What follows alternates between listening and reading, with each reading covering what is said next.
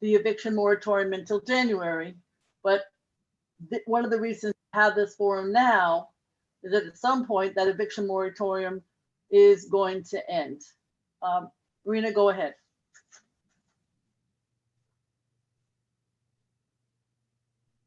Marina?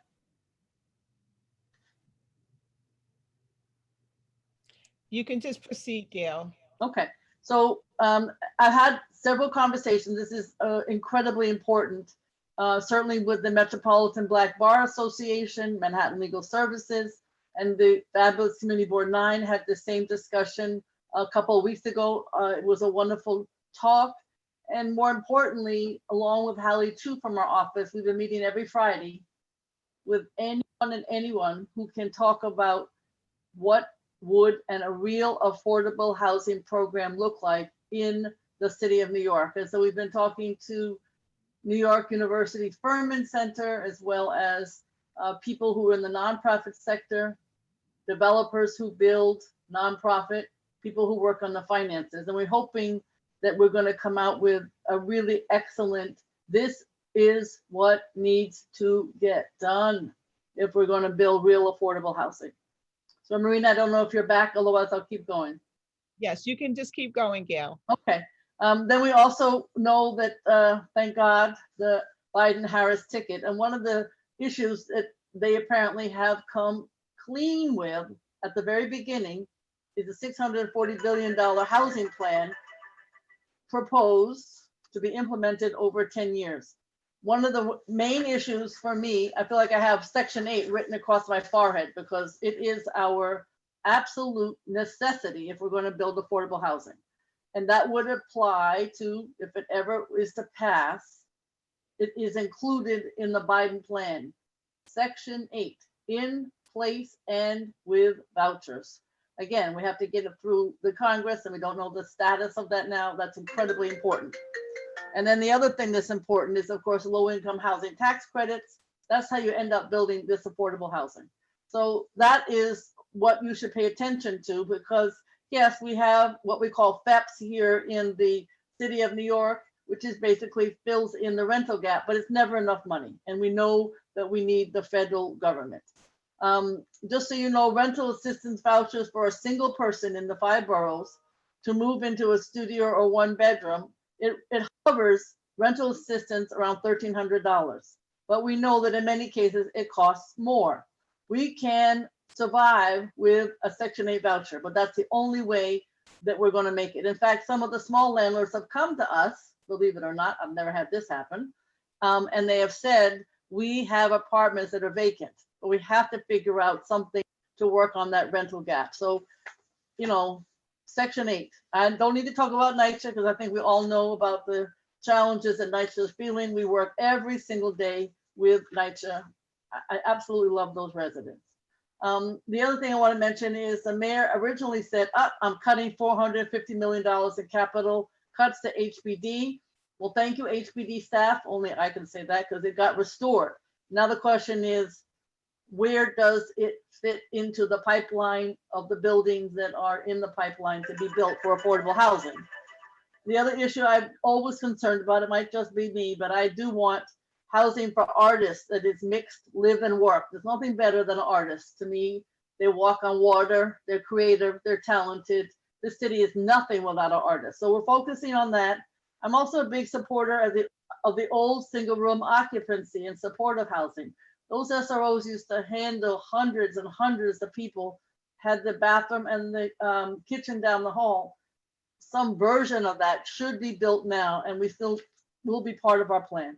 So tonight, we're going to be focused on some of these issues and also HRA, the state and the city, mostly Just Fix, the folks that think about benefits as well as housing. And I really want to thank each and every one of you because I know you're spending your busy time doing this. So we're going to do that, have a discussion, then questions and answers, and then the breakout room. So thank you. I just want to mention 2 quick things that we're working on tomorrow, Tuesday, November 24th, 9:30 to 11 at our Northern Manhattan office, which is 531 West 125th Street between Morningside and Amsterdam.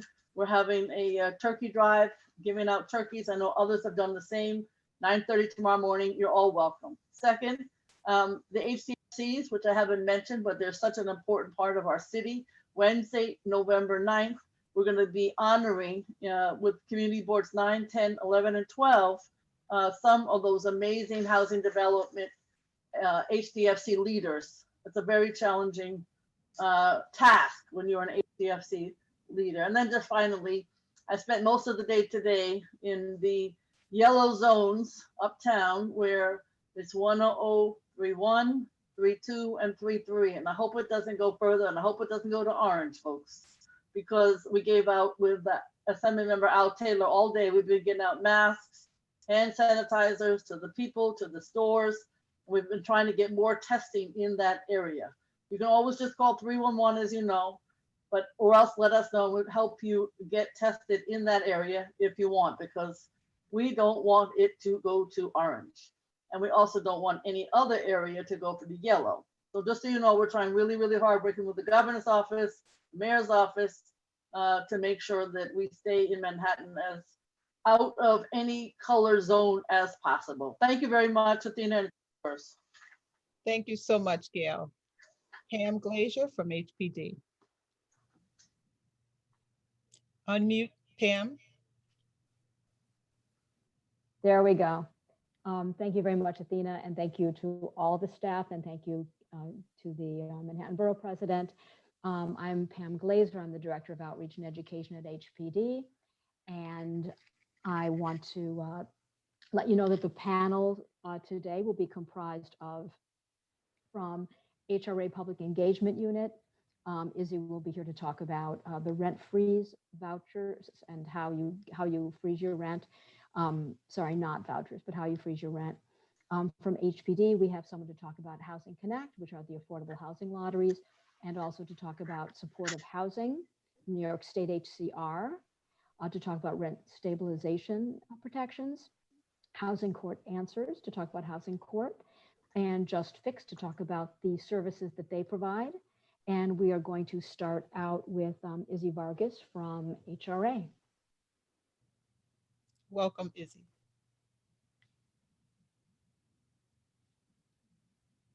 Thank you for having me. Well, my name has already been said. My name is Izzy. I work for the Mayor's Public Engagement Unit. We're housed within HRA.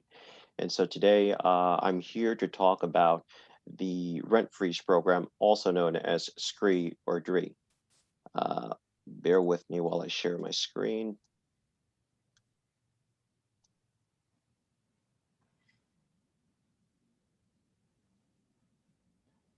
Okay, can everyone see what I have on? Yep. Okay, great. Once again, thank you, Athena, Borough President Gail. Thank you so much for having me. And so the rent freeze program, just so that guys, folks know, is a program that freezes your rent permanently, so as long as you qualify. I'm going to give you a little bit more information and background here. So what we do, the rent freeze unit, is help eligible renters and homeowners, primarily low-income senior citizens and those with disabilities, freeze their rent or claim a property tax exemption. Little translation, lo que la unidad de aquí, la renta congelada, hace que ayuda a los neoyorquinos que son de ingresos bajos, son personas mayores o con disabilidades, para calificar para el programa de la renta congelada, o si son dueños de casa, el otro programa que los ayudan con los impuestos. And so even though we're called the rent freeze program, we work both with homeowners and renters. So with renters, the programs are called SCREE and DREE. And so they translate, it's an acronym for the Senior Citizens Rent Increase Exemption Program. And so the other one translates to the Disabilities Rent Increase Exemption. And so, and for the homeowners, the program that we have are SHE, D, E-Star, VAHI, and SAHI. And so what these programs do is, if you're a homeowner and you're low income, these programs lop off a good portion of the taxes that you pay on a yearly basis. We'll talk more about that later, but let's right now talk a little bit more about SCREE. And so the reason we exist is primarily because we pretty much help New Yorkers navigate the application process. As most folks know, New York City, the issue of magnitude could always slow things down. And so we're just there making sure that when the application is submitted, there's someone who follows up with our partners in the Department of Finance, who are ultimately the people who approve the program. So we have a very elaborate and extensive outreach program, but ultimately what we're doing is we're carrying out an intake, we're successfully submitting the application, and then about roughly 4 to 6 weeks later, we follow up with the status of your application, and then based on what we find out, so if it was approved, well, you're approved. But if there was a problem, we'll help you out with that until you finally are approved. Lo que la unidad de, de renta congelada hace es que ayudamos a los neoyorquinos con el proceso de aplicar para este programa. De por sí tenemos, lo que hacemos es que visitamos a su casa y basado en la información que nosotros recibimos, sometemos la aplicación. Y con eso, verificamos como unas 4 o 6 semanas después si usted ha sido aprobado. Y si no ha sido aprobado, pues nosotros como quieras nos quedamos con el caso para tratar de aprobarlo. And so the reason it's important to follow up on these programs, on these applications that are submitted, is primarily because there's any number of reasons people could have been denied. And so sometimes people get denied when they actually qualify. So what we primarily work on are wrongful denials, tenants unable to obtain a renewal lease, lost or delayed applications, and of course, any number of unique circumstances. We go out of our way to figure out the best way possible to ensure that you actually qualify and that our friends over at the Department of Finance have the information needed so that they themselves go ahead and hit the and approve the application. Lo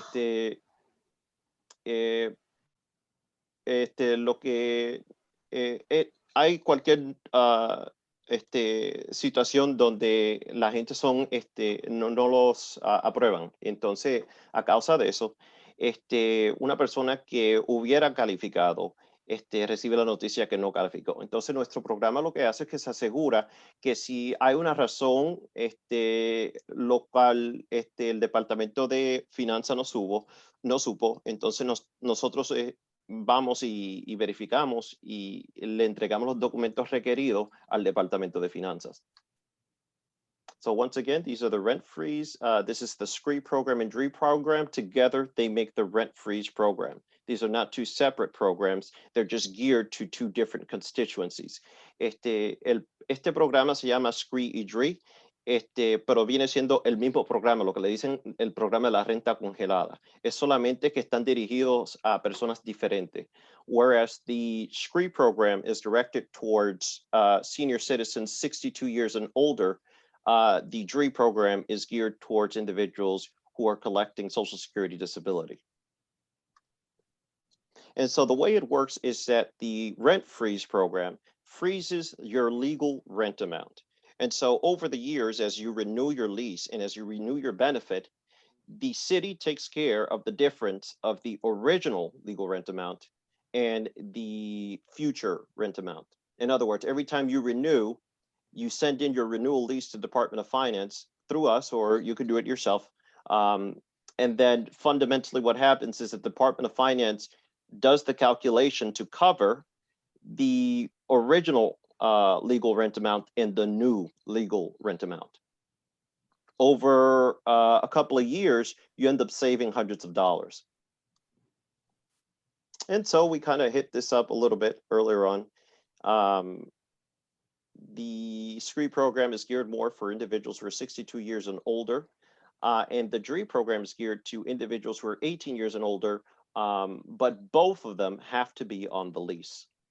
The household income has to be less than $50,000. And of course, the apartment has to be rent controlled or rent stabilized or some other rent-regulated apartment in order for us to successfully retrieve an approval. Para calificar para el programa de la renta congelada, usted tiene que tener 62 años, por lo menos, o tener 18 si vas a aplicar para DRE, pero tienes que coger Social Security Disability. El ingreso total que usted puede hacer por el año previo, viene siendo 50,000. Entonces, con eso, también hay una regla, lo cual el ingreso de usted no puede excedir 1/3 del ingreso mensual. Es un poquito complicado, pero de por sí, si haces menos de 50,000, puede que califique. Y últimamente tiene que tener un apartamento que sea de renta controlada, renta estabilizada o otro medio de regulación, un apartamento que esté cubrida por esas leyes. One thing that I forgot to say, folks, in English, there is a 1/3 rule to the household income. And so pretty much what that means is that your rent cannot exceed 1/3 of your monthly income. But don't worry about that. We're the ones who figure that out for you.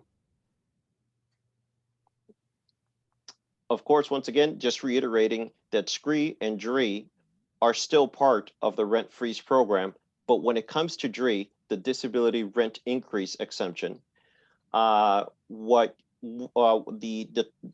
constituent that usually applies for this is someone who is older than 18, is on the lease, household income is less than 50,000, but they must be collecting Social Security Disability or any other of these benefits mentioned here.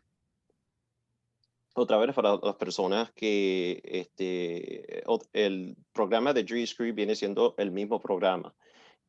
Bajo el programa de la renta congelada. La única diferencia es que el programa de SCRE para personas de 62 años y el programa de DRE para personas que tienen 18 años o más y estén coleccionando Social Security Disability. And so that takes care of our rent freeze programs. And this here's for the homeowners. The rent freeze team specializes in helping out homeowners in either applying for the STAR, E-STAR, Senior Citizens Homeowners Tax Exemption, which is known as SHE, the Disabled Homeowners Exemption, also known as D, the Veterans Exception, the Disabled Crime Victims and Good Samaritans Exemption, and the clergy exemption. All of these exemptions, ultimately, what they do is they reduce your overall property taxes for the year. So whereas if you qualify for the Senior Citizens Homeowners Tax Exemption and you meet all the criteria, in other words, not making in excess of $58,000 a year, you could potentially end up paying only 50% of your taxes, your property taxes.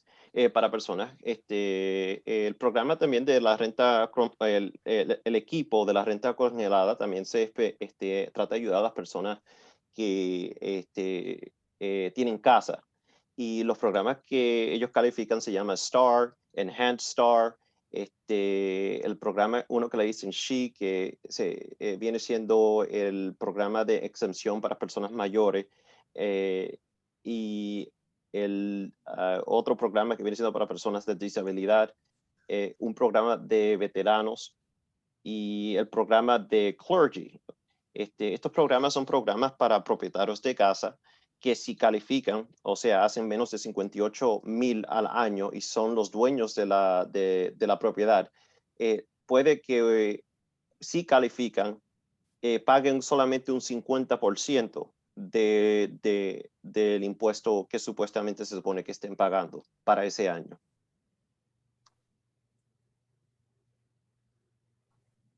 Específicamente, especially the two primary programs that we tend to focus on are, once again, the SHE and D programs. That's for homeowners. Once again, let's draw a distinction. SCRE and DRE is for renters. SHE and D, that's for homeowners. And so, once again, if you qualify, potentially you might end up paying 50% less in your property taxes. El programa, el equipo, solamente para recordarle a las personas que están viendo esto, hay una diferencia entre SCRE y DRE, que viene siendo para gente que renta, y una diferencia entre el programa de She and D, que viene siendo para personas que son dueños de casa. Y otra vez, estos son de los dos programas que más nos enfocamos. Y entonces, si usted califica, puede que pague un 50% menos de lo que usted hubiera pagado en impuestos. Para calificar para el programa de She or D, otra vez para personas de dueños de casas, usted tiene que tener por lo menos 65 años. Entonces, tienes que tener un ingreso total de 58,000 y usted tiene que ser el dueño de la propiedad.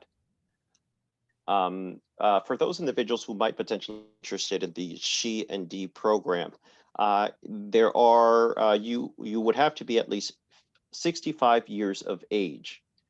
You would have to have a household income of less than $58,399 the year prior.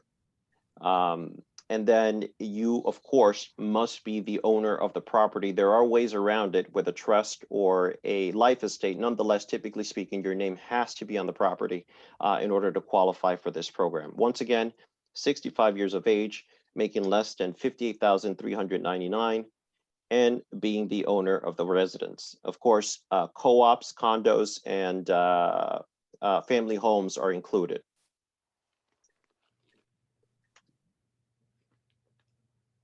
This here is for the D program.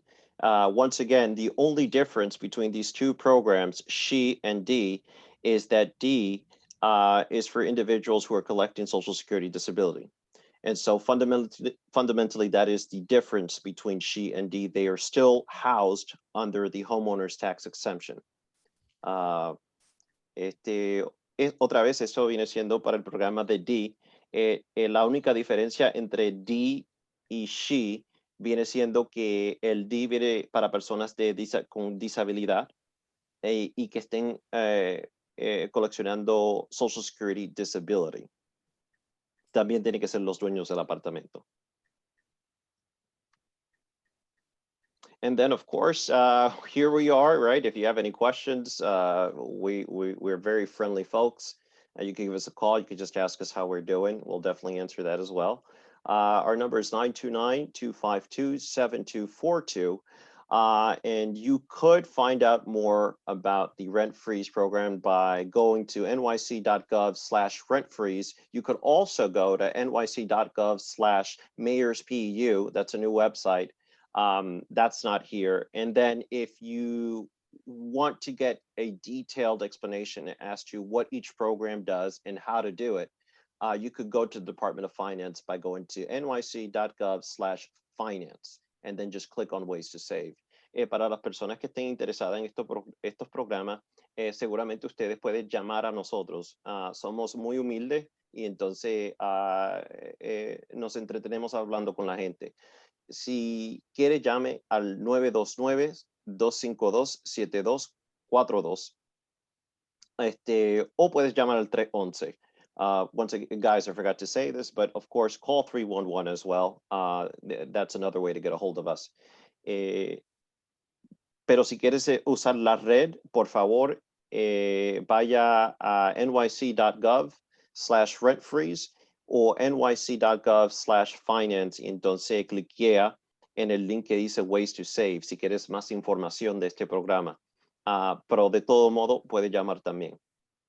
Thank you so much, Izzy. We appreciate your presentation. We thank you for this wonderful information on the SCREE, DREE, and Rent Freeze program. I am back again with you, Athena Moore, Director of the Northern Manhattan Office for the Honorable Gail Brewer. If you're joining us now live on Facebook or Zoom, we again welcome all of you.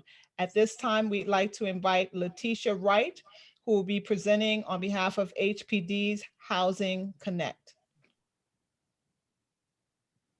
So good evening, everyone. Thank you so much for the opportunity to come and speak with you about the Affordable Housing Program and Housing Connect. I am accompanied with my colleague. She's going to co-host with me, Nydia Dormy. Hi, how are you, everyone?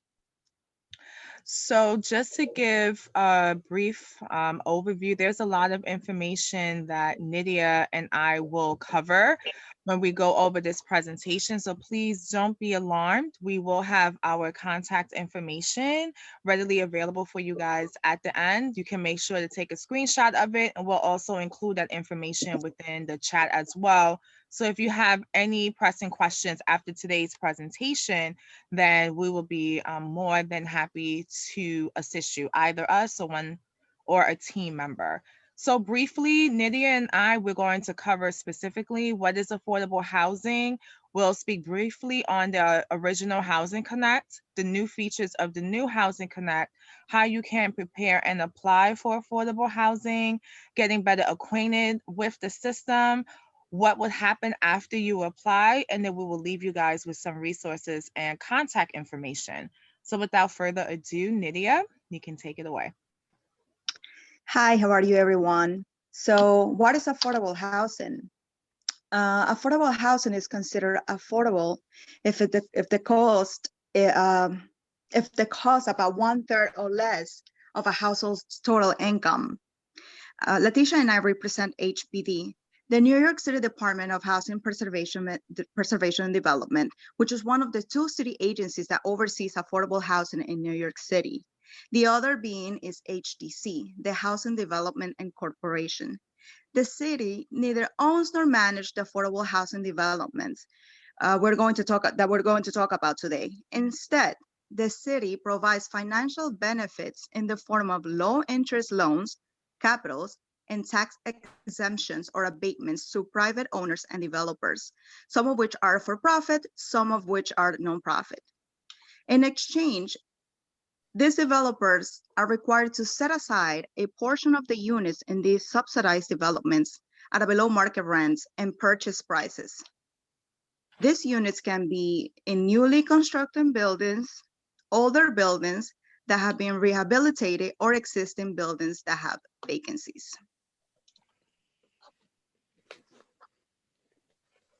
Where can I find affordable housing? You can find affordable housing in our NYC Housing Connect website, newspapers, HPD's website, HDC websites, housing ambassador organizations in your area, community boards, and elected officials.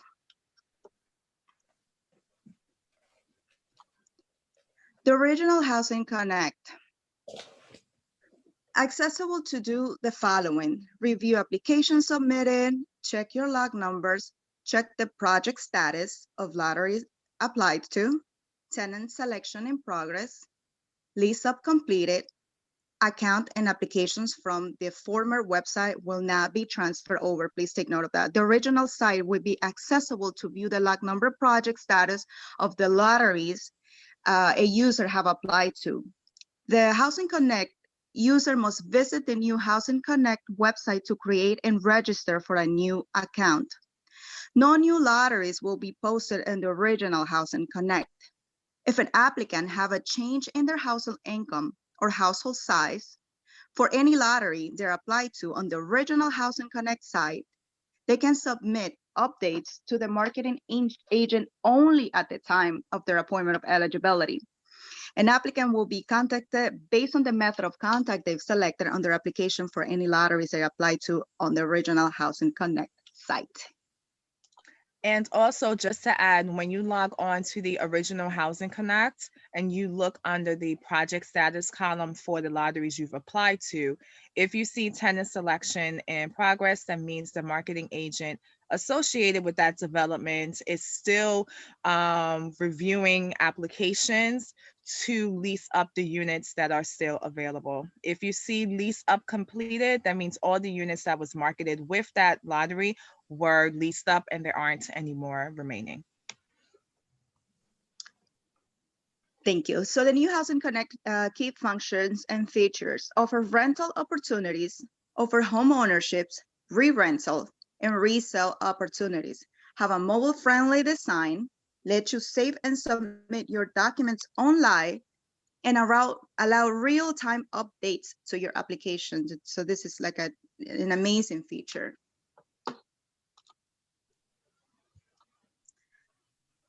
Accuracy, efficiency, and accessibility. The new system is focused on the following aspects. Accessibility. Housing Connect offers top scoring ADA features for people with disability, robust language access, mobile-friendly format and functions, and embraces user-centered accessible design. Accuracy. The new system informs and guides housing seekers at every step, leading to accurate applications and good housing matches. The system also provides automated eligibility review. Efficiency. Housing Connect streamlines and automates applications process that's more sorry, It's okay. and, and easier. The system is a centralized place for all information, making it easily and readily accessible to speed up the leasing process. How does Housing Connect work? Through the new Housing Connect, you can find and apply for affordable rental and home ownership opportunities. To qualify, your household must meet the income and size requirements for a unit in the affordable development. Your household size consists of all the people who live in the affordable units. How to prepare. Before applying, however, there are a few steps you should take to get ready. Every adult household member will have to show proof that they filed taxes on all taxable income for at least the previous year. Learn your credit background and take steps to improve it. Just to improve it. We're gonna talk about more on the next segment. Keep all important documents related to your job, current apartment, and identifications for every household member in a secure location where you can quickly access them if you get contacted about an apartment. Moving is rarely cheap or easy, so make sure you have money saved up for moving costs and secure a deposit for the new apartment. You should have in front of you a ready set apply booklet. This guide will help you get organized so you can put together a strong application. Ready to Rent helps New Yorkers prepare to apply for affordable housing by providing free one-on-one financial counseling and assistance with affordable housing applications. They can help you check your credit, calculate your income for housing applications, and save for moving expenses. You can also call 311 to schedule a session. So this is very important, calculating household income. In calculating your income, you should use the gross pre-tax amount for household members who have a job through an employer. That is if you get a W-2 at the end of the year, of course. For household members who are self-employed, either as their main source of employment or set-aside jobs, you receive a 1099 at the end of the year. You can deduct eligible business expenses from your gross pre-tax income. Most information will be on the tax return you filed last year. Income may not just come from a job. Some type of non-employment income includes unemployment, disability, workers' compensation, Social Security, SSI, pension, annuity payments, public assistance, alimony, or child support. For more information, you should review our applicant's income guide. So how do I apply? There are 3 ways to apply. I'm going to discuss each of them. But again, the single easiest and the most efficient way to apply is on Housing Connect. If you don't have an easy access to the internet, or if you try to apply yourself and have run into problems with the website, you can seek in-person applications help with one of our housing ambassadors. I'll explain a little more about it in a little bit. You can also always request a paper application, but know that you have to request a paper application for each development you're interested in. There is no general application. Housing ambassadors. We have over 40 community-based organizations in 60 locations, 19 languages, 5 boroughs, and we also have help for people with disability. If you need help filing out your Housing Connect application, or if you don't have easy access to the internet, you are encouraged to take advantage of HPD's Housing Ambassadors. These are nonprofit organizations located in all 5 boroughs that can help walk through the Housing Connect application process in their offices. There are also 4 housing ambassadors that cater specifically to people with disability. To locate the housing ambassador nearest you, you can visit our nyc.gov/housing ambassadors, or you can call our hotline 212-863-7990. Make sure to call ahead to make an appointment, as you may know, not all offices are open at this time. So getting to know the system. This is the homepage of the new Housing Connect. So first things first, languages. The website uses Google Translate, which offers more than 100 languages. By clicking on this globe and the icon in the upper right-hand side corner, you can choose your language. Now that you have selected, let's say, Spanish, you can see that everything is automatically in Spanish. To return to English, you just follow the steps at the top of the screen. As you scroll down, the homepage has useful information and tools like an overview of the process, to see what's available for your household side and income right now, ways to search open opportunities by borrow, testimonials, and details in the footer. You can also learn a lot in different formats on the website. For example, by going to About at the top of the screen, you can read about preparing for applying to affordable housing. Or you can see the Learn has a library of videos that show how to use the website as well.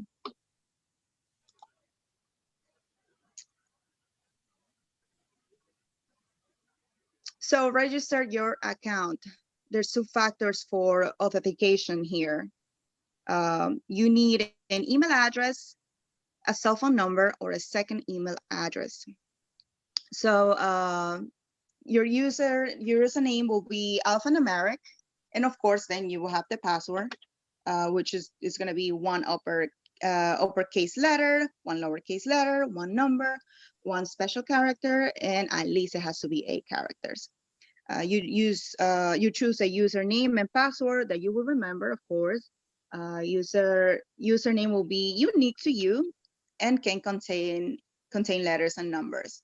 Make sure you follow the instructions that pop up to create a strong password, and make sure you enter exactly the same in the second box. Then enter your primary email address and either a phone number or a secondary email address. Look for a message, of course, in your email inbox. If you don't see it after a minute or so, try checking into your spam folder. Open the confirmation email and click the link. Finally, enter the code that was sent to your cell phone or secondary email address, and now you're ready to log in.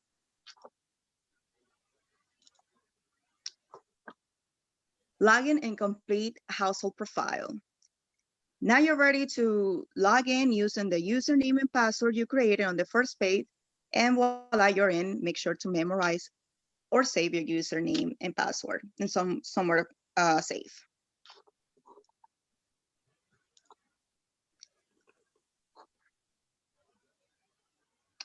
So household profile setup.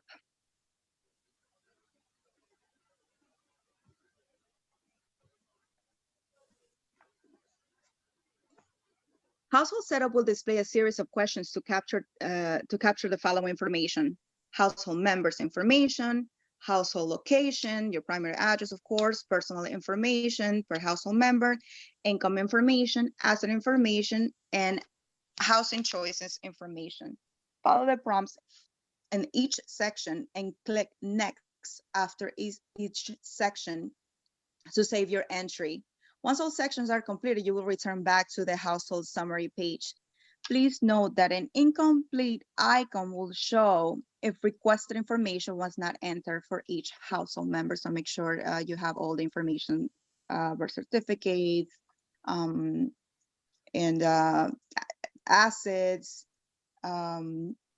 income information, so you can set up the profile. Rental assistance and subsidies.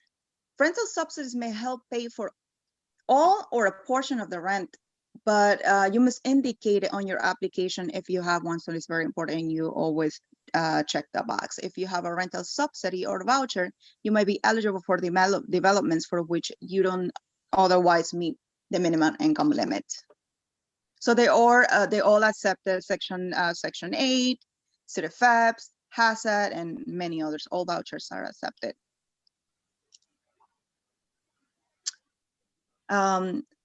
Search housing and lottery opportunities. And I am going to leave my coworker, Leticia. She will take over after this.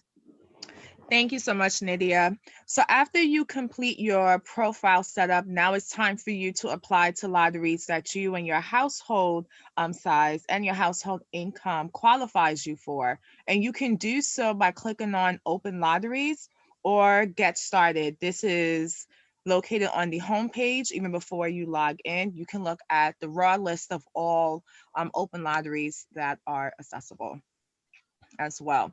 So what's unique about Housing Connect now is that you have the opportunity to customize your housing search. And by doing so, there are key specifics you can enter, in the filter option to search for housing opportunities that meets your specific needs. So you can look by your household size, income, rent amounts, or sales prices, unit size and type, nearby transit, borough and neighborhood, or amenities.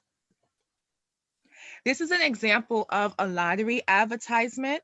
If you do not remember anything else Nydia and I will cover this evening, this is the most crucial. So you want to make sure you always remember that every lottery advertisement will contain the initial qualifying information. And we're going to go over the sections of the advertisement, but once you're on the website, you can scroll down and there's other sections as well, but we're going to go over the high level sections today. In the top portion, as you see outlined in section A, this is going to give you the address and the name of the development, the amenities associated with the development, the income range of the minimum income requirements, maximum income requirements, the household size as well, any of the funding programs associated with the development you can locate here. In this next section, it would explicitly list the units available and requirements that are available with the developments. You're going to have the area median income that's associated with the property. Keep in mind that the lotteries listed on Housing Connect, they do market to an array of different household incomes. So it's very important for you to apply to lotteries that most qualify to your household. You would look at the AMI associated with the development, the unit type that's associated, how many units of that unit type is there. The rent amounts will be listed there, household size, followed by the household range, okay? So this is very important for you to look at your household size and to ensure that your total household income falls in range, which is advertised on the advertisement. Next, you're going to have the how to apply section. So this would just give you a brief overview of who should apply and also give you instructions on how you should apply. You can apply online through Housing Connect, or if your preference is to request a paper application and apply by paper, you can submit a written request to the address that is listed within the advertisement. You will receive a paper application from the marketing agent that's associated with the development. You must complete it and it must be postmarked and mailed back by the deadline date, okay? So keep that in mind. We do have home ownership lotteries now on the new Housing Connect website, so we're very excited about that. We streamlined our housing options to one platform where users can have the opportunity to look between rental and sales opportunities. So these home ownership lotteries are eligible to first-time home buyers only, and that is applicable to all adult household members as listed on the application. So no one must own a property anywhere within the United States or anywhere in the world. Okay. Also, most banks do require that your credit score is a 620 or higher. So this is where your credit score will come into play. For the rental lotteries, your credit score does not have a bearing in your eligibility determination, but with the home ownership lotteries, it does, because you also will be working with a third party, a lender, and they will have their own specific criteria for you to qualify for a mortgage loan. So if you do not meet those specifics there, then you wouldn't be able to proceed in the home ownership lottery, but that's okay. At the end of the presentation, we'll give you a quick resource link for you to schedule and reach out to one of our financial empowerment centers within the city. You can also contact 311 so you can learn ways on how to improve your credit score as well as your credit history. And to view the list of sales or home ownership lotteries that we have available on the website, you can click on Open Lotteries or Get Started, and you can toggle to the Sales tab. Click on the Sales tab and you will see a list of all the home ownership lotteries that are listed there. So how does the lottery work? We have people who apply online, those who apply by paper. Paper applications are data entered into Housing Connect, and what then comes of it is a list. And what that list is referred to as a logbook. And on the logbook is a list of log numbers that are randomly assigned. So if you apply online, you can log into your Housing Connect account, and you should be able to view your log number for the lotteries you've applied to. Now, applicants who applied by paper, you can contact our office directly. We can tell you what your log number is. You can contact the marketing agent or the developer that's associated with the lottery to learn what your log number is, because since you have applied by paper, you wouldn't be able to log into Housing Connect to determine your log number. Please note that applicant outreach and eligibility determination is done in log number order. So when the marketing agents is conducting their outreach to applicants, they start with log number 1 and they work their way up to the highest log number until when all the units associated with the development is leased up. So Tisha, yes.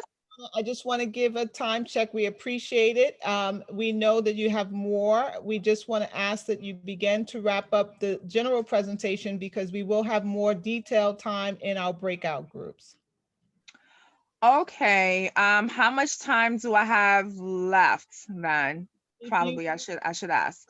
Yeah, sure. If you would just give us your closing contact information, and then in the breakout room, we can go further into more in-depth questions.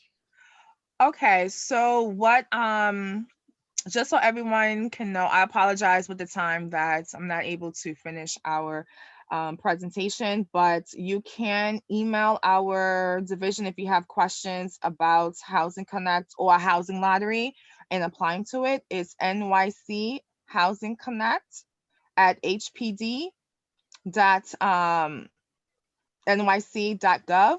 and we'll make sure to include that contact information in the chat as well.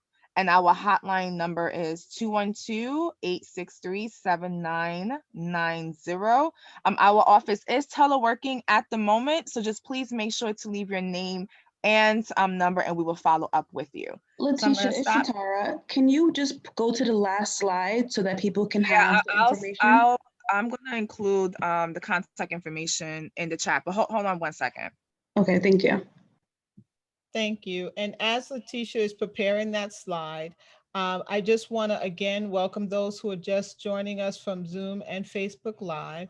And we have next who will be coming is Sarah Temple from HPD Supportive Housing. So as soon as Letitia is complete. And I just want to remind all our presenters, this session is chock full of wonderful information. But we want to be mindful to allow all of our presenters to present, and then we'll have more in-depth discussion in the breakout rooms as well as the Q&A to follow. Okay, I'm gonna show the slide, but the contact information is in the chat. So everyone can see that. Here's the slide. Everyone can take a snapshot of it. And I'm gonna stop sharing my screen for the next presenter to present. Thank you so much. Hi, so I'm Sarah Temple. I'm the Director of Policy and Rental Assistance in the Office of Development at HPD. So I'm going to give a brief history of supportive housing and what it looks like, and then how people are referred. So supportive housing has been around since around the 1980s. It is developed for a mix of both families and singles. It's permanent, low-income, affordable housing. Typically, it's a mix of a 60% supportive, 40% low income. We do have some youth buildings and some other buildings that are 100% supportive, but the standard is a 60-40 split. And there's a eligibility income range that are attached to those units. And supportive housing is there are services on site. So all tenants have leases, even the supportive housing units, but there are actual services that are provided on site to the supportive housing units, but also the low-income applicant tenants in the building can also utilize those services. So there's been a range over the years, there's been a range of different types of services and service contracts, but most supportive housing contracts are with DOHMH, which is the Department of Health and Mental Hygiene for New York City, and then OMH, which is the Office of Mental Health for the state. So currently, the most recent ones in the past couple of years that you may have heard of are NYC 1515, which is the city's supportive housing program, both services by DOHMH and then rental subsidy by HPD. And then there's ESHI, which is the Empire State Supportive Housing Initiative, which is with the state. And again, they both have, well, they have services and rental subsidy, but it's not vouchers or it's just a funding stream that goes to the actual building, where NYC 1515 is rental subsidy for the building. So the services range, but there's on-site, there's mental health services, substance use disorder services. We serve people with HIV/AIDS, youth aging out of foster care or homeless youth. There's different populations that have come throughout the years, and each 1515 and ESHI has a lot of populations they serve. There's about 9, and then 1515 currently has about 4.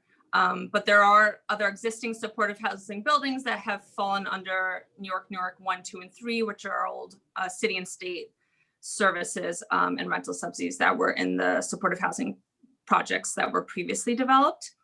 Some other services are there's benefits counseling, entitlement counseling, money management, employment services, and then what can't be provided on site, the service staff is going to refer tenants to services in the community. So the referral process, the majority of applicants are referred through HRA, Human Resource Administration. So even those ESHI units that I referenced from the state, they're actually, most of them are still referred through our city system, which is HRA. And applicants are approved for certain types of service contracts. And at the beginning of the presentation with HPD, they mentioned how projects are developed with HPD. So when supportive housing, you're applying for a specific service type and contract, which then determines what populations you're serving. Most supportive units also do come with rental subsidy. So a lot of it is project-based, meaning it's attached to the building. We do have some rental subsidies where it's attached to the tenant, or it's both attached to the unit, but then it may split. And the tenant can actually leave with the rental subsidy. So it varies across the board.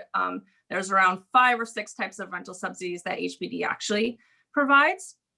And then one thing I do want to flag is there's a new system called CAPS. It's through HRA. It's the Coordinated Assessment Placement System. So they've been developing it for a couple of years. They just did a recent update, and I think it was in October. And basically, they're getting to the goal of all referrals are going to come through that system. Right now, there are some older buildings where they, the developer or service provider may actually have shelters themselves, or they're working with street outreach teams to do all the referrals. But some point in the future, all those referrals will actually come through HRA. So anyone on the street can't just refer someone to supportive housing. There's actually a system in place on how those get referred because they have to meet certain criteria to be eligible for the housing. So I'm finished. That's my brief presentation. Thank you so much. We appreciate Jessica Moran. At this time, we'd like to invite Gina Cuevas from Housing. Actually, Athena, that was Sarah Temple, so I think we're about to greet Jessica Moran from HCR. Thank you so much for that. So at this time, we'd like to introduce Jessica Moran from New York State Housing and Community Renewal. And I just want to remind our presenters that we do have translation. So in between your remarks, please pause to allow for the translation unless you are presenting the translation yourself. Thank you. Yes, thank you very much. Can everybody hear me? Yes. Yes, hi. Good evening, everybody. My name is Jessica Moran. I work for Division of Housing and Community Renewal. I'm gonna go ahead and share my screen. Okay. So, muy buenas noches. Mi nombre es la señora Morán. Yo trabajo para la División de Housing para el Estado. Can everybody see my screen?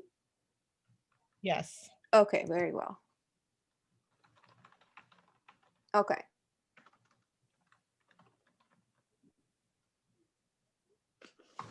Okay.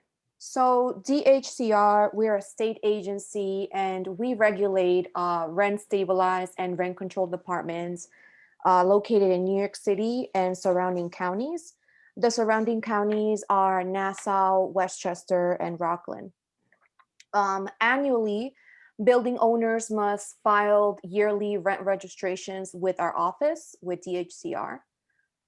Tenants that are in rent-regulated apartments, they can file written complaints with DHCR regarding any service issues and repairs, leases, and rent problems.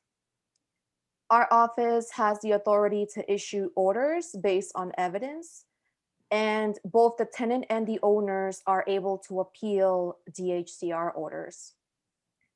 Nuestra oficina regula apartamentos que son renta estabilizados y renta controlados en la ciudad de Nueva York y los condados o los municipios que son alrededor de Nueva York, de la ciudad de Nueva York. Los dueños de casa tienen que anualmente registrar con nuestra oficina algo que le llaman renta registración. Los inquilinos tienen derecho de hacer quejas por escrito con nuestra agencia con respecto a reparos o falta de servicio, los leases, que son las renovaciones de contrato, y las rentas. Nuestra agencia, DHCR, tiene la autoridad de dar órdenes basado en evidencia. Ambos los inquilinos y los dueños de casa pueden apelar la decisión o la orden de DHCR.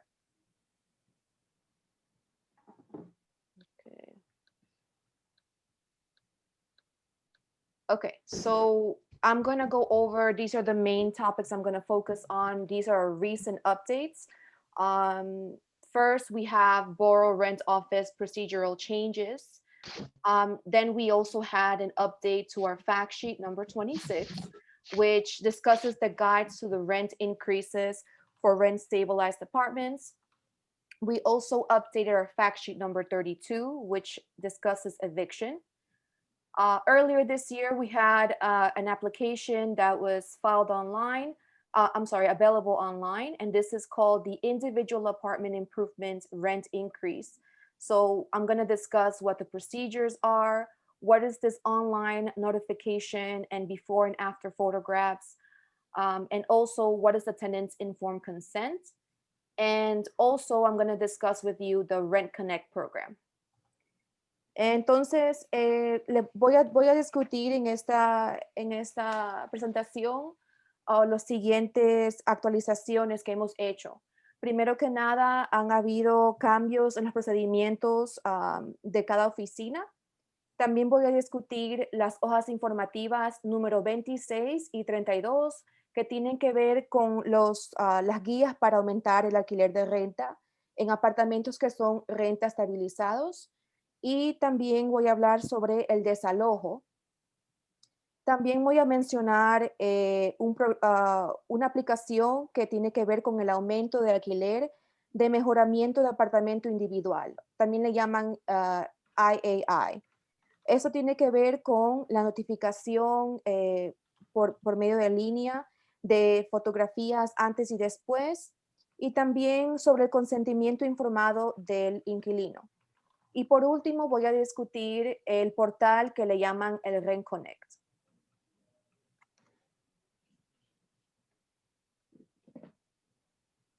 Okay, so the procedural change that occurred because of this pandemic is that now if you would like to visit our borrow rent office, we are accepting clients by appointment only. That is a change, you know, prior to the pandemic, we were a walk-in service, but here are the phone numbers for the 5 boroughs. If you would like to visit our office, you will have to make call these offices if you'd like to make an appointment. You will be seen depending on the availability. A mask is required for every visitor. The appointments are only 30 minutes long, and you are advised, if you're a tenant, to bring proof of ID and also proof of tenancy, which can be a lease or a utility bill. If you are a building owner, you are advised to bring also your ID and proof of ownership, such as your deed or your tax bill. Entonces, estos son los cambios que hemos hecho este año por medio de por la pandemia. Ahora se requiere tener una cita previa. Entonces, ahí se demuestran los 5 condados, demuestran los teléfonos de cada oficina que uno tiene que llamar para hacer una cita. Cada cita es de media hora y se requiere que todos los visitantes tengan una mascarilla. Además, tienen que traer un ID, un carnet, y si es inquilino, deberían traer prueba de que usted vive en el apartamento, por ejemplo, un lease o una renovación de contrato, o si no, un bill de utilidad. Si usted es dueño de casa, se le recomienda que traiga un deed o un comprobante de que usted es el dueño del edificio. Okay.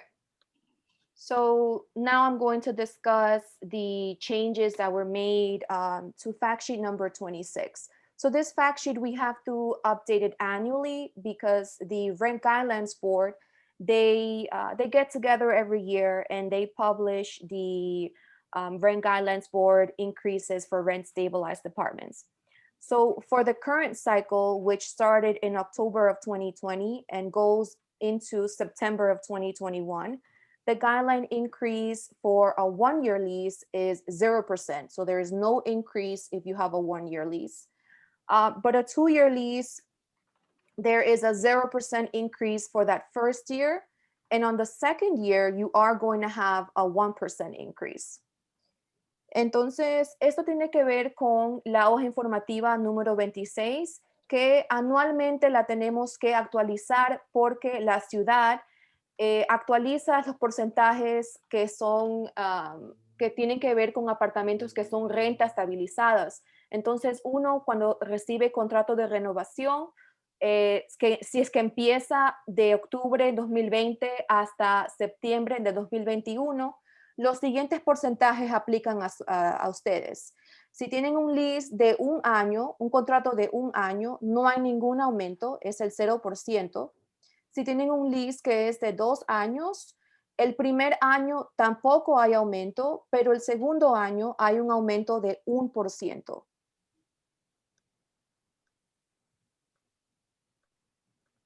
Okay, so fact sheet 32 was also updated, and this was to include the Tenant Safe Harbor Act of 2020. So this Tenant Safe Harbor Act, what it allowed or what it prohibited was from the courts for evicting tenants that were experiencing financial hardship due to COVID. So if you are a tenant who has unpaid rent or you accrued rent from March 7th of 2020 until the present, the landlords cannot take you to court if you're having that financial hardship. However, the courts can impose a money judgment on you.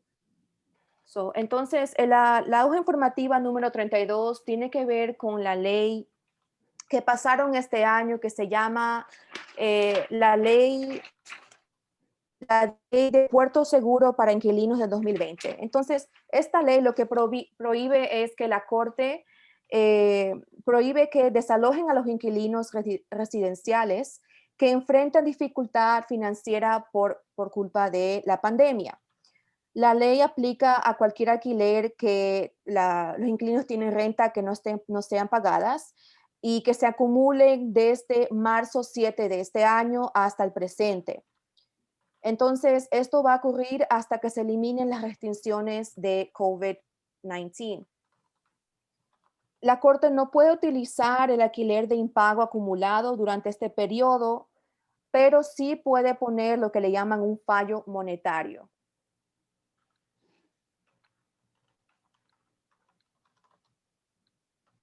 Okay. So the individual apartment improvement, this is an online application that was available for owners because of the passing of the Housing Stability and Tenant Protection Act, or also called HESPA. So this law required that owners, it imposed limits on how owners can increase the rents for IAIs, for apartment improvements.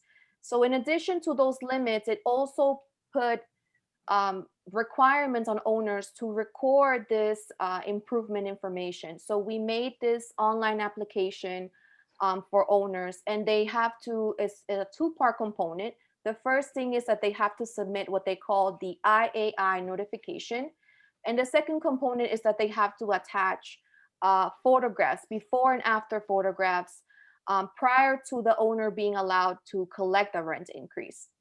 If the apartments happen to be occupied, then there's something called the tenant informed consent. So that will be required if the apartment is occupied.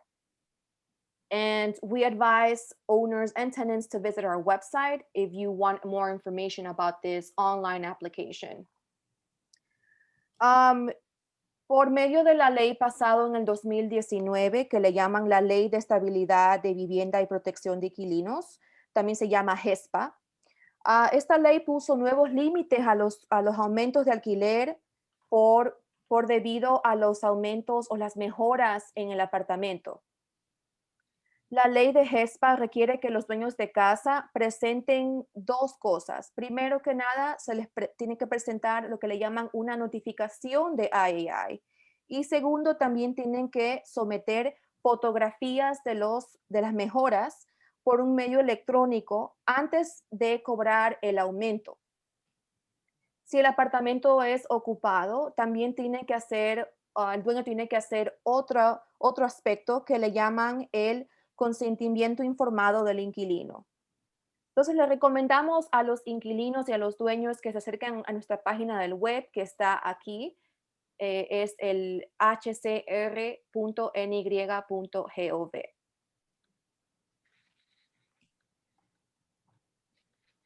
Por último, deseo hablar de, let me start in English first. The last thing I would like to discuss with you is our portal, which is called Rent Connect. So this portal is very useful if you would like to get any of the following things. So if you would like to request your rent history, there's a section for that. A rent history, I mentioned it very briefly earlier, but a rent history is an owner has to annually register your rent stabilized apartment. So if you would like to see how the owner has annually registered your rent stabilized apartment, you can request for a rent history.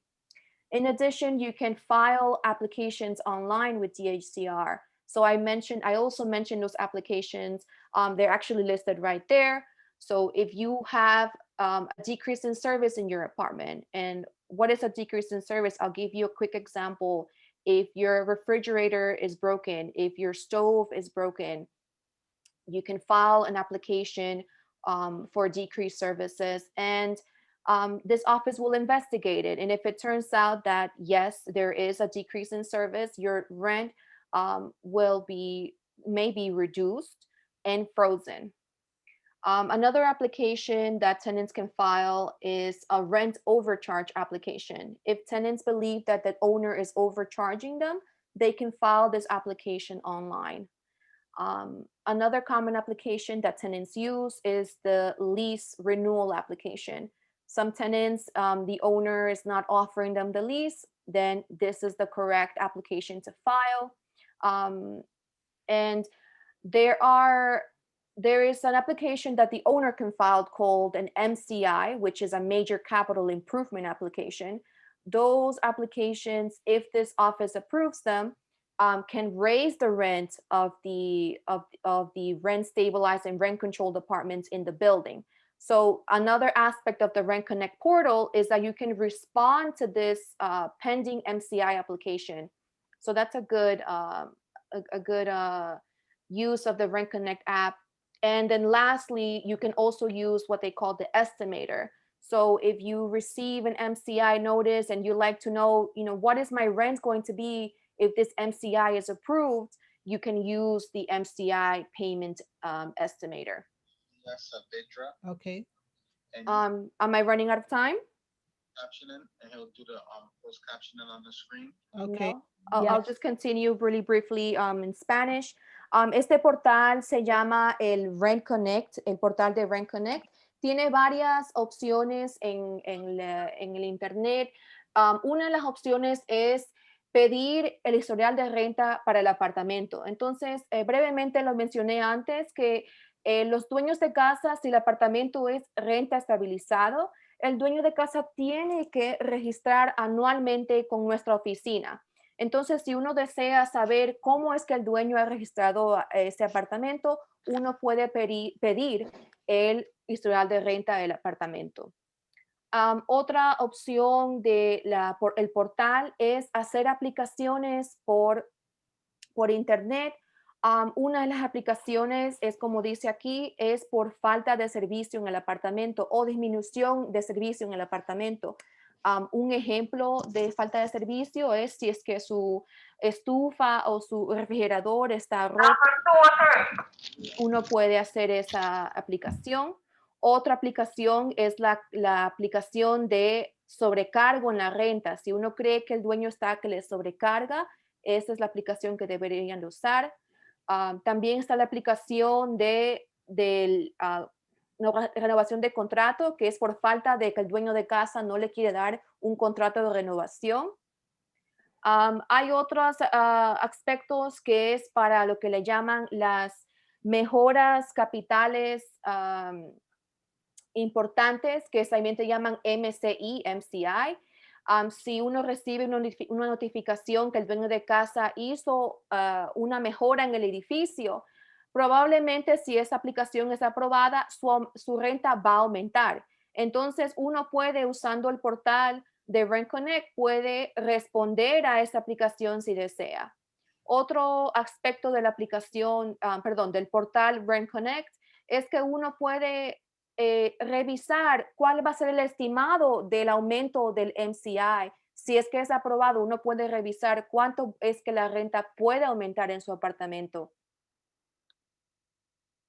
Entonces aquí les tienen el Rent Connect, que esta es la página del web, rent.hcr.ny.gov. Here you have the Rent Connect portal, the website. And as you can see, this is everything I just mentioned, including how to file a complaint, how to get your rent history, how to respond to a case. Entonces, les recomiendo que vayan por internet a chequear esa página porque tienen acceso a todas las cosas que acabo de mencionar. Okay, so how do you contact DHCR? And so these are some resources of how you can contact us. The best one, of course, would be the first two, which is our website. So that would be hcr.ny.gov. and you can call our info line. Now our info line has recently changed, so you might have had our old info line, so you can write this one down. So this is our new info line number. We also have a portal where you can ask questions. So this is also a very good portal where you can pose a question or you can request your rent history. This is the portal.hcr.ny.gov. If you want to contact our offices, this is the Contact Us website. And lastly, because we are in a pandemic, you can also reach out to this other website because it has very good frequently asked questions and just helpful links in general about COVID-19. Entonces, estos son recursos que tenemos disponible en este momento. Los primeros dos son muy importantes. El primero es la página del web que ya les mencioné en antes. El segundo es la línea telefónica de información de alquiler. Este número ha cambiado, entonces les recomiendo que los escriban. Si tienen preguntas, pueden llamar a ese número. Otro recurso que pueden usar es lo que le llaman Haga una pregunta. Es otro portal donde uno puede hacer preguntas o pedir historial de renta del apartamento. Si desea ver nuestra dirección, nuestra dirección de cada oficina, puede chequear esta página del web que está aquí. Y por último, por medio de la pandemia, también tenemos otra página del web que tiene buenos recursos y buenas preguntas y respuestas que uno puede utilizar y también está en nuestra página del web. So I think that is everything. I thank everybody for your patience. And, thank you so much, Jessica. That's great information. And everybody, I know there's a lot to take in, and we do have a few more presenters. So I want to invite, once Jessica stops sharing, we'll invite Gina Cuevas to start sharing from Housing Court Answers, which is a nonprofit that provides information to tenants and to landlords in the city about how Housing Court works and how you access it.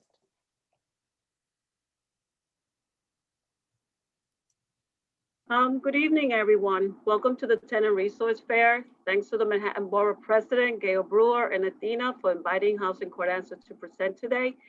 My name is Gina. I'm the Manhattan Borough Coordinator. Before the pandemic, we used to have an information table in every Housing Court building and we also used to have a hotline. We still have the hotline. We are now all working remotely from home on the hotline, providing more services. Buenas noches a todos. Bienvenido a la Feria de Recursos para Inquilinos. Gracias a la Presidenta del Condado, Manhattan Gail Brewer, y a Tina por invitar a Housing Court Answers a presentar hoy. Mi nombre es Gina Cuevas, la coordinadora del Distrito de Manhattan. Antes de la pandemia solíamos tener una mesa de información en cada edificio de la Corte de Vivienda y también nuestra línea directa. Ahora todos trabajamos de forma remota desde casa en la línea directa donde brindamos más servicios. Nuestra línea directa es 212-962-4266. Le voy a hacer una simple presentación. Hold on a second. Okay. I'm going to share my screen. Hold on. Give me a second. Don't tell me I lost this. Okay. Okay, I'm going to talk about housing courts. Housing courts accepting filing of new cases by mail. New York City courts are open, but only a few people can enter at a time. Cases are being heard on Microsoft Teams or Skype, and most litigants do not need to go to court. Landlords can file cases by mail or electronically. Cases filed after June 20, 2020 will not have a hearing right away. Tenants now need to answer if the non-payment cases was filed before November the 3rd. You have until January the 2nd to answer. Do not wait until the last minute, do it now. Cases filed after November 3rd have 10 days from the date of service to answers. Answers can be made by calling the Borough Housing Court using NYSCEF to e-file or going in person to the Borough Housing Court. There are new COVID-related defenses. Not answering can lead to a default judgment against you. Landlord must file a motion in court for permission to evict a tenant on a case that was filed before the pandemic. Tenants will receive a notice of motion and there will be a hearing for the judge to decide if the eviction will go forward. Call our hotline right away if you get papers saying that your case is going to be heard in court. If you need repairs, you can file a case. All housing courts are moving very slowly. Tenants with emergency housing condition can use Just Fix NYC to file a case. Call our hotline if you need assistance. Call us at 212-962-4795. We can answer questions about evictions and connect you with a lawyer. Los tribunales de vivienda están avanzando. Los tribunales de vivienda de la ciudad de Nueva York están abiertos, pero no solo unas pocas personas pueden ingresar a la vez. Los casos se escuchan en Microsoft Teams o Skype y la mayoría de los litigantes no necesitan acudir a los tribunales. Los propietarios pueden presentar casos por correo o electrónicamente. Los casos presentados del 20 de junio del 2020 no tendrán audiencia de inmediato. Los inquilinos ahora deben responder. Si el caso de impago se presentó antes del 3 de noviembre, tiene hasta el 2 de enero para recibir respuesta. No espere hasta el último momento, hágalo ahora. Los casos presentados después del 3 de noviembre tienen 10 días desde la fecha del servicio para recibir respuesta.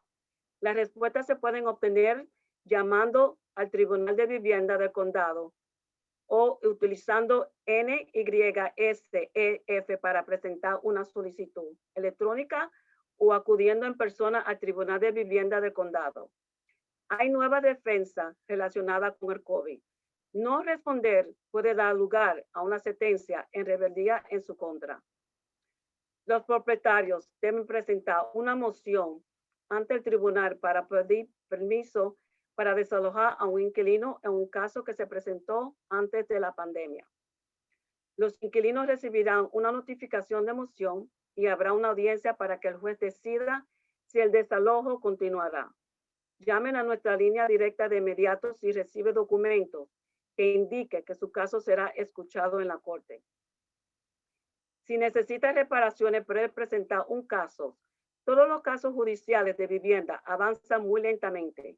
Los inquilinos con condiciones de vivienda de emergencia pueden usar justfix.nyc para presentar un caso.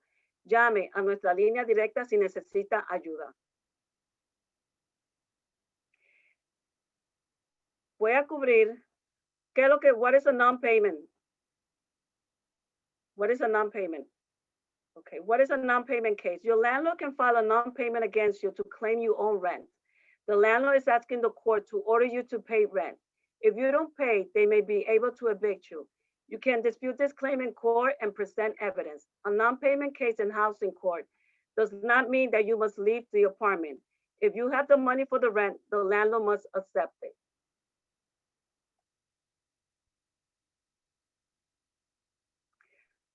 ¿Qué debo hacer cuando reciba la petición? Tienes 10 días para responder al Tribunal de Vivienda a partir de la fecha en que se entregó su petición. Dígale al secretario sus razones o defensa por la que no debe o no pagó el alquiler. El secretario escribirá su defensa en un formulario y le dará una copia. Asegúrese de que todas sus defensas estén marcadas antes de salir de la ventana. Este formulario tendrá la fecha, hora y número de sala de su fecha de audiencia. I am going to make this very short because I know we're running a very short time and we have another presenter that has a great presentation on Just Fix, which is very important if you have repairs and violation in your house, in your apartment. Mi presentación va a ser bien corta porque la persona detrás de mí va a hacer una presentación on Just Fix, que es una manera de usted traer a su casero a la corte de vivienda si tiene reparaciones en su apartamento. Si tiene alguna pregunta o algo sobre la corte, llame a nuestra línea de información 212-962-4266. If you have any question pertaining to housing regarding any paper that you received or need a lawyer to represent you, give us a call at 212-962-4266. My presentation is very short.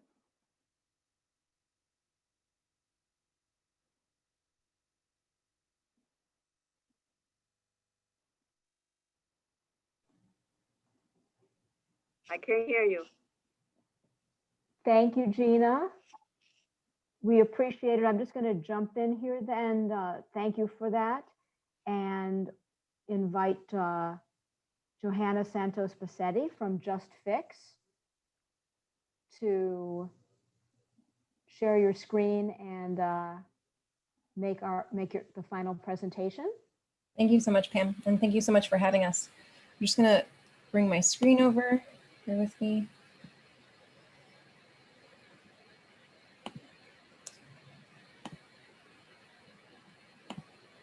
Okay, we're going to breeze through this a little bit since we are running low on time and we do want to have good breakout sessions to get a little deeper. So I'm going to present on justfix.nyc. My name is Johanna Santos Bassetti. I'm the Director of Product. Buenas tardes, buenas noches a todos. Voy a presentar sobre justfix.nyc. Soy Johanna Santos Bassetti, Directora de Productos. Y voy a presentar sobre unas herramientas y servicios que tenemos para todos los inquilinos de Nueva York. So first of all, I'll talk about our mission. It's to galvanize the 21st century tenant movement, working towards dignified housing for all. And we use technology to provide tools that make it easier for tenants to know and exercise their rights. Nuestra misión es galvanizar un movimiento de inquilinos del siglo XXI para intentar conseguir vivienda digna para todos y todas, utilizando la tecnología para crear herramientas que faciliten a que los inquilinos conozcan y ejerzan sus derechos. Y esto lo podemos hacer solo con nuestros socios, como bien decía Gina. Gracias, Gina, de Housing Court Answers. We can only do this with our partners who allow us to co-design with them and always use their input in order to build the tools that we have for tenants. So I will jump over and just show you through our website the tools that we have. Vamos a explorar las herramientas a través de la web. Primero lo voy a hacer todo en inglés y luego lo voy a hacer todo en español. Gracias por su paciencia. So if you go to justfix.nyc, you'll find that you land on this page where we offer you different tools. One way that you can get to these tools is by putting your address here. And that will jump you to a menu of tools. But today I'm going to take you through the front page. So we have 5 tools. The one that is on the screen right now is called the Letter of Complaint. This tool allows you to ask your landlord for repairs in your apartment by drafting a formal letter of complaint that we then send for free by USPS certified mail. You just click on the button saying what it is that's going on in your house that you need fixed, and it puts together a letter that's sort of legally sounding, and then we send it for you. If that doesn't get results, like Gina was saying, you can take your landlord to court.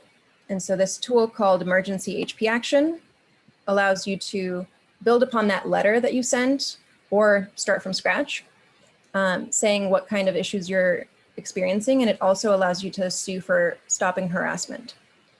And once you fill out what issues you're experiencing, it will create the papers to file a case in court, and it will send it automatically to the housing court clerk, and that will start your case. And then you communicate with the clerk from then on. One of the tools that I'm going to share a little bit more with you is called Who Owns What. It's a tool that allows you to research your property owner. You can see what kind of violations are in your building, how many buildings the owner of your own building has, how many evictions have been filed, how many rent stabilized buildings there are, units there are, excuse me. And that way you can see the patterns of property ownership in the city. And maybe you can use it to start a tenants association.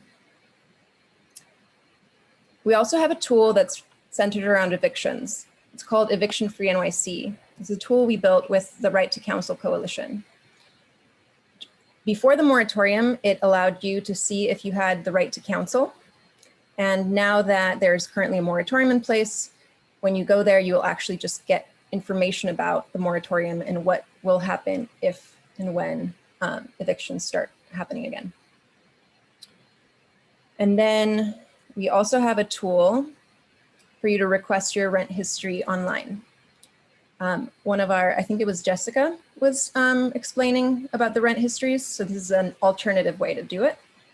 And you can also use the text bot to request it by texting rent history to 646-783-0627. All right, I'm going to try to do this quickly in Spanish. Entonces, aquí tenemos la página web principal, donde puedes entender todo el tipo de herramientas que tenemos a su disposición. Les voy a enseñar las herramientas principales que tenemos, que son 6. Primero, pueden mandar una carta para quejarse de las condiciones que tienen en su casa y pedir que hagan reparaciones, que hagan los arreglos que necesiten. Entonces va a este sitio web, va en este botón y dice, indica qué tipo de condiciones tienen en su casa que necesitan arreglo.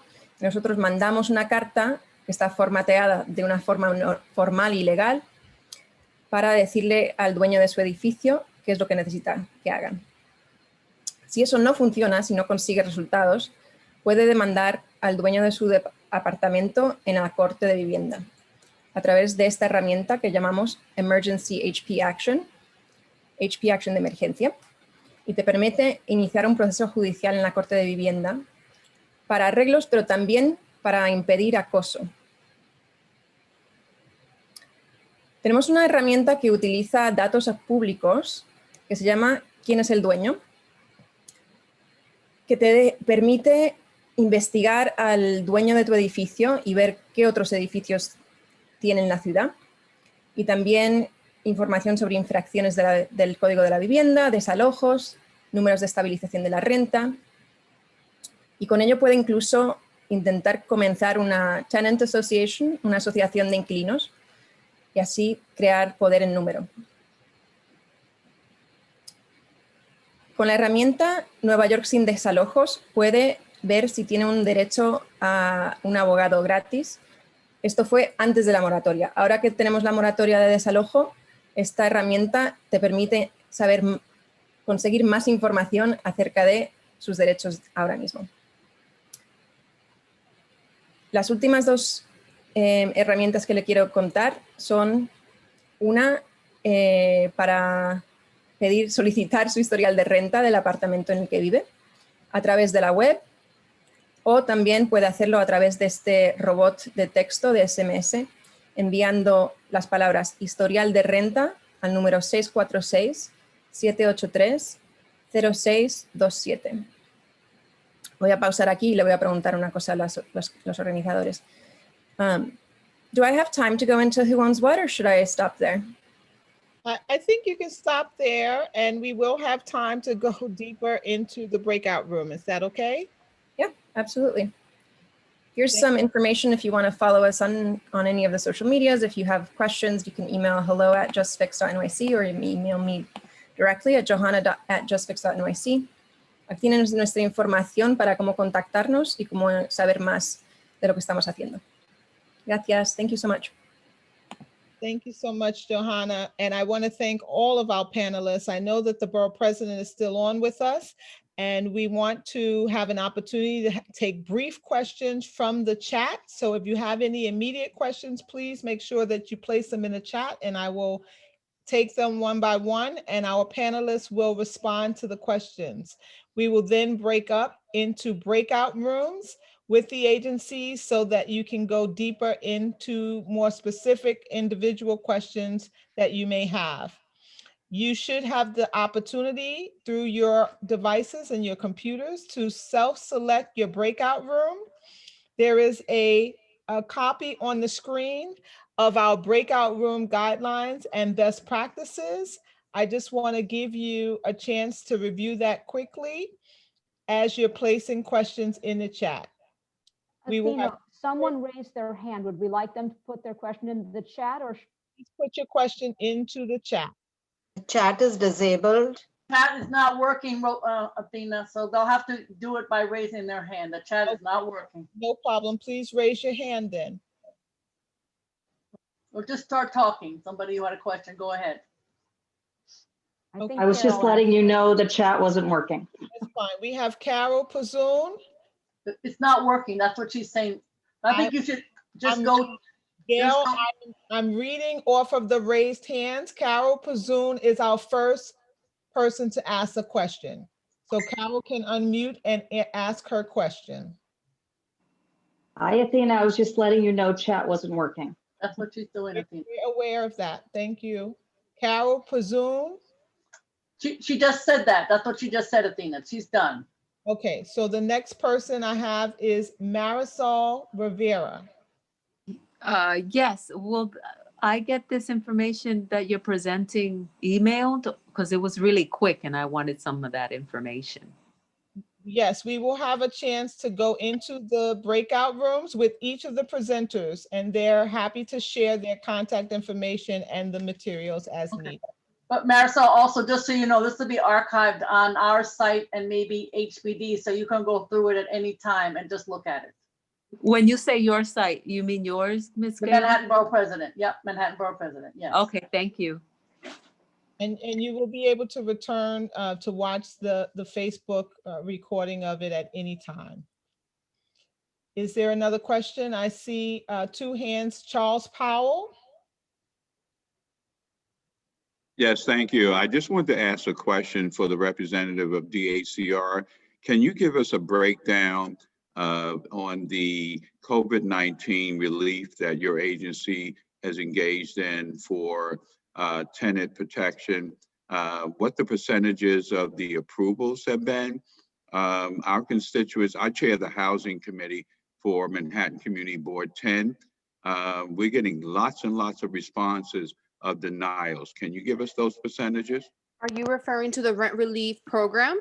That's the rent relief program, yes. I advise you to contact the rent relief program directly. I will try to get their phone number, but their website, which includes their email address and their phone number, is hcr.ny.gov/RRP. So I will try to put it on the chat, both the website, the email address, and their phone number as soon as possible. Well, thank you, Madam Chair. You know, as an Athena, could we please just, you know, as we've done with the rapid response to the COVID-19 data on testing and zip codes, try to get that information relating to, you know, what's happening with those denials, because we're hearing nothing but, you know, negative responses in terms of that great effort. And it is, of course, of critical, you know, rapid, you know, information is necessary for us to figure out how we're going to formulate a response as to how that system needs to be improved. Thank you so much, Charles. We will definitely work with you and Community Board 10 and follow up on that issue. At this time, we have a question from Gregory Baggett. Thank you, Madam Borough President and District Office Director. I wanted to just add a comment on the discussion regarding SCREE.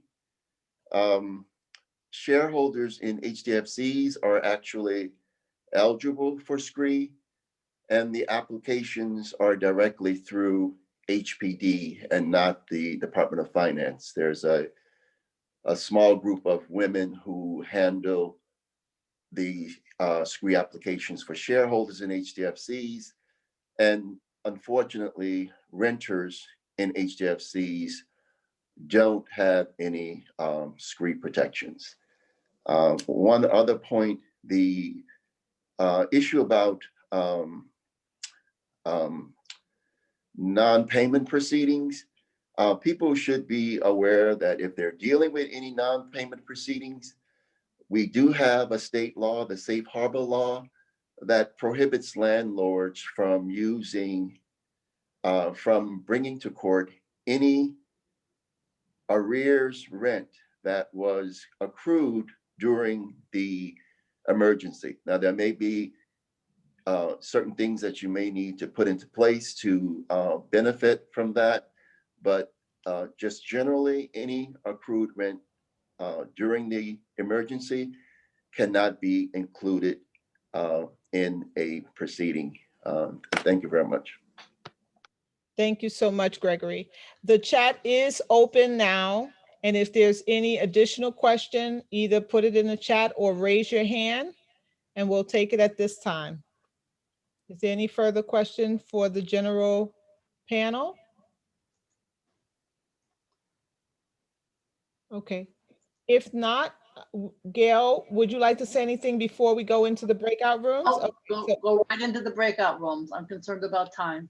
Okay, so at this time, you have the option to self-select to go into a panel of your choice. And our tech team will also be placing individuals into groups. We need to see the screen again so people know what group to go into. Okay. So group 1 is HRA and Housing Court Answers. Room 2 is HPD, Housing Connect. And room 3 is Just Fix. And HCR. Yes, thank you. Now, how the hell do we? Okay, so you should be able to press the join button if you are being placed into a group or self-select. And we will return to the main room after the breakout groups.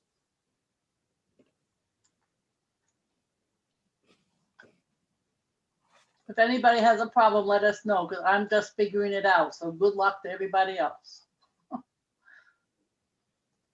Gregory, you can figure it out, I know. Welcome. I updated to the latest Zoom, but I don't know how to go to room 2. Can you get into? If you look at the bottom of your menu, there will be there's a little square that's rooms. Click on that. Thank you. You're welcome. That works very well. Congratulations.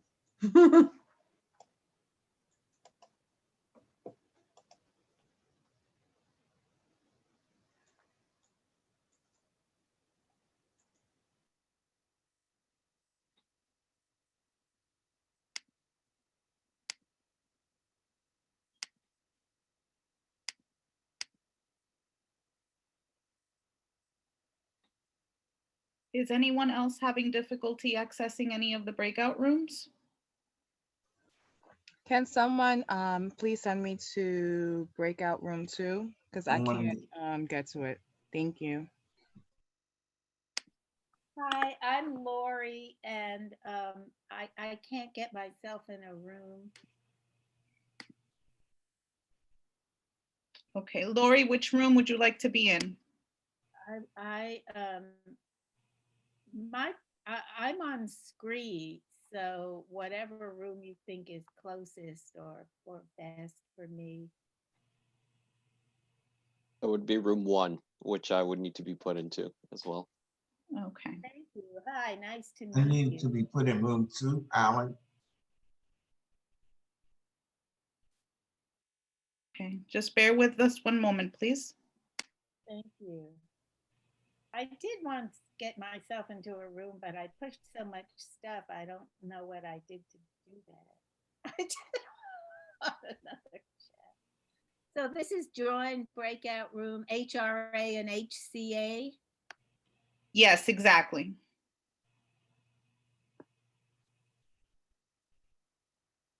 This is Terry Wisdom. Can I have breakout room 3? Okay, just one moment. Thank you. Terry Darwish would also like to join room 3 if that's possible. Thank you. Hey, this is Jessica Moran. Can I go into room 3, please? I don't see the option. Jessica, Jessica, if you look at the bottom of your menu, you'll see breakout rooms. You're muted. I see a pop-up now. Okay, I got it. Very good. This is for Alan. Alan, if you look at the bottom of your menu, you'll see a square that says breakout rooms. This says here, If you click on that, you'll see a list of 3 breakout rooms. The first one is HRA and HCA. The second one is HPD, Housing Connect and Supportive Housing. And the third one is Just Fix and HCR. If you go all the way to the right, a little join button will come up and you'll be able to join. any one of those rooms. Can you please put in Jeanette Jones for the Housing Connect, room number 2?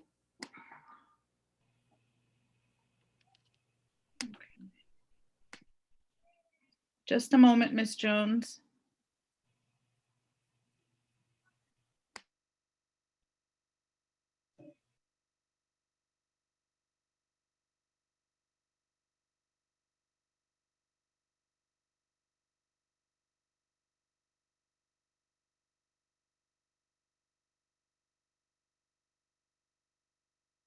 Is anyone else having trouble getting into a breakout room? Yeah, Mr. Allen, yeah, I still have a problem. you were trying to get into which one? 2. It just said, yeah, okay. Thank you. You're welcome.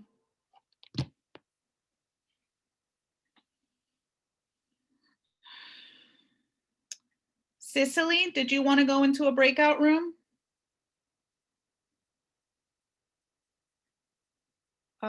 See, why is it? Do you want me to we can put you in, Cicely. Oh, there they go. I couldn't see. Okay. Okay, I'll go into the how HPD Housing Connect. Okay. Pastor Ramos, is there a breakout room you'd like to join?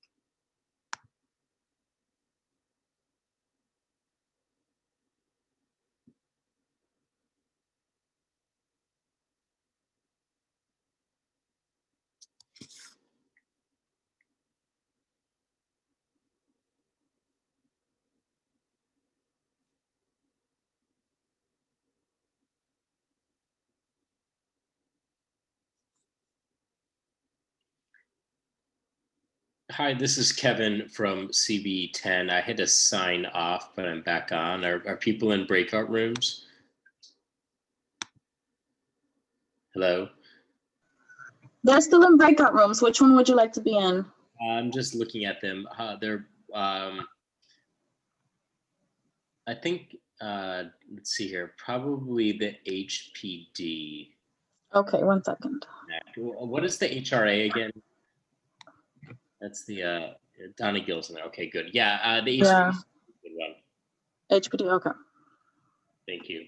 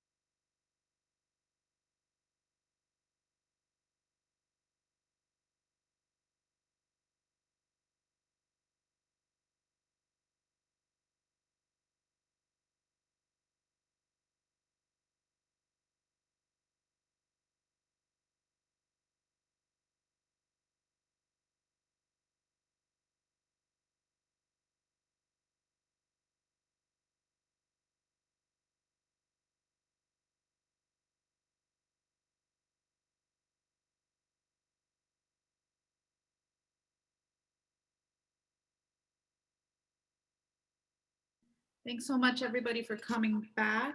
Folks are wrapping up in the other room, so as soon as they get back into the main room, we'll finish up the program, share any last minute information, and we can all go and have a good night.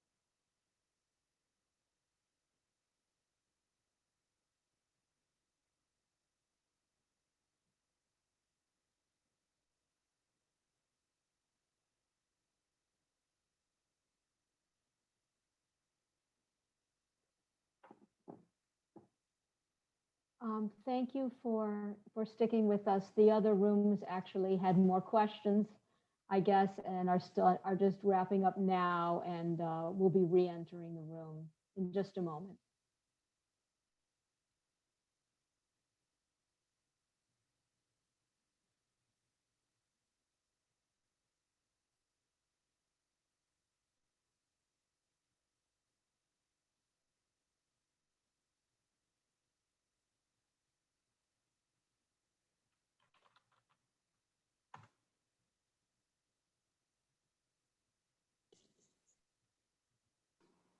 I left by accident. Oh, That's okay. Welcome back. Welcome ah. back. So at this time, I believe we have all of the rooms back in the main room. We do. Okay. And I want to make sure that we have an opportunity first to thank all of our presenters for being with us today. I also would like to thank all of the Manhattan Borough President team who is on the call. And I would like to give the Borough President an opportunity to say anything in closing. No, I just want, I think you should continue, and certainly Pam, you should finish up. This is a great opportunity to get questions answered and keep people in their apartments. I want to thank everybody. I listened in because I'm a big Just Fix fan, so I was listening to it. But I'm sure all of the agencies were fabulous, and if it's okay with HPD coming closer to the end of moratorium, we might want to do this again, because people wake up when all hell is breaking loose. And we might, if it's okay with you, we would love to do this again when this moratorium ends. And I have to say, each presentation was phenomenal. So congratulations. Thank you. Thank you so much. It was wonderful to work with you and with your staff. And it is the, you know, a terribly important issue. There's such a problem with employment, with income, and housing stability in the city. And we're happy to work on another program with everyone on your team. And thank you to all of the panelists. We really appreciate it. Sorry we had to rush through some of you. I hope everybody who did have to rush, they all left their information in the chat. So you can follow up with any one of them individually. And is there Athena or did anyone want to add? Yes, just briefly, I want to thank, I'm just muting myself 1 second, I apologize. Okay, you're on. I just want to. You're on twice, Athena, I think, or something, because it is echoing. Yeah.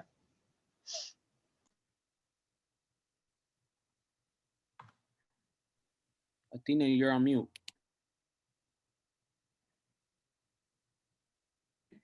I'm sorry, trying to avoid the echo. Thank you so much, Pam, HPD's team, but I couldn't do this without the Borough President's team. So I want to just thank Luisa Lopez and Elka Morty and Jack and all of our NMO staff who's on the call and our interns. I want to thank as well all of the presenters and panelists, and please put your contact information again into the chat. There are many of you in the breakout groups who had additional questions and would like to stay in contact. Again, this will be available online. You can view it on Facebook as well as the Borough President's website. And we look forward to staying in touch. Our Northern Manhattan office number I want to leave as well. That's our constituent services unit. And you can always reach out to us any day of the week, 212-531-1609. Thank you so much. Thank you, Athena. Thank you, everybody. Thank you all. Thank you. Thank you. Good night, everybody. Thank you very much. Good night. Thank you. Bye-bye. Thank you so much. This was great. Charles, I sent you my phone number.